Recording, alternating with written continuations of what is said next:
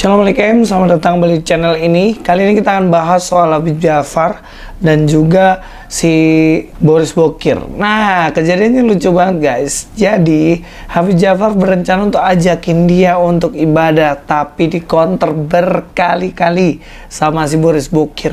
Tapi kalau saya lihat dari statement-statementnya Boris ini bukan kaleng-kaleng loh. Dia punya iman tuh. Dia sampai mengerti beberapa detail yang jarang orang yang cuman Kristen KTP doang tahu gitu. Oke, kita akan coba cek apa yang menjadi pembahasan mereka. Nah, awali pagi dengan ibadah. Betul. Sholat subuh misalnya. Saat teduh misalnya. Saat teduh. Subuh-subuh. Itu payung teduh. Nah, apa saat teduh apa? Membaca Alkitab gitu. Terus ada renungannya tuh, biasanya ada bukunya. Itu nggak di gereja berarti? Oh, enggak, di rumah. Di rumah. Oh, jadi di tempat tinggal. Rumah bisa jadi tempat ibadah. Sangat-sangat bisa. Ya, ini berbicara soal saat teduh. Dipikirnya saat teduh itu payung teduh, dan juga dipikirnya kalau di Kristen itu ibadah cuma seminggu sekali. Nah, ini adalah kesalahan perspektif dari banyak orang, terutama untuk umat sebelah. Dipikir bahwa orang Kristen itu ibadahnya cuma hari Minggu saja. Padahal ada yang namanya saat teduh. Jadi saat teduh itu biasanya pagi-pagi bangun tidur, merenungkan firman Tuhan, berdoa, dan beribadah secara pribadi dengan Tuhan. Dan itu dilakukan setiap hari.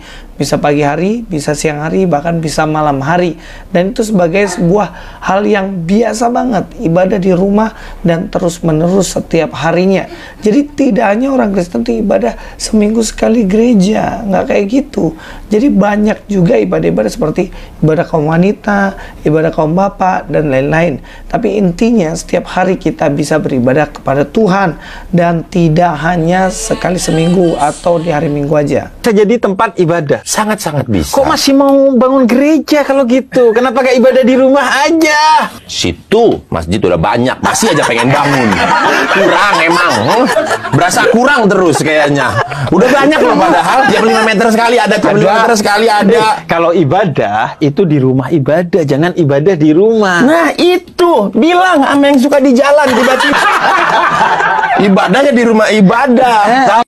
Yang selanjutnya adalah soal pembuatan gereja, di mana dia katakan bahwa ya kalau bisa ibadah di rumah ngapain mau bikin gereja. Dan juga dia balas bahwa ya kalau situ juga kan sudah banyak tempat ibadahnya, bahkan setiap 5 meter ada tempat ibadah. Dan ngapain juga mesti bikin lagi dan bikin lagi. Dan ada juga dari umatnya yang ibadah di jalan-jalan, ngapain nggak di gereja dan lain-lain.